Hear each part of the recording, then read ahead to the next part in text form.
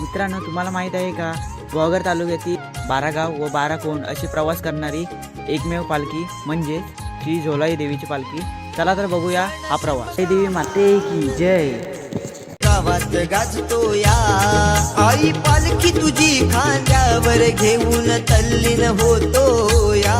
सण शिमगा हा आनंदी देवी गावात गाजतो या.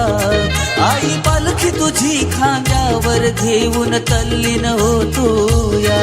आई माझी झोलाई, आई माझी झोलाई. बारा खेड्याची मालकीन माय माझी तुझे रूप आज डोळे भरून पाहतो या. बारा खेड्यांची मालकीण माय माझी तुझे रूप आज डोळे भरून पाहतो या.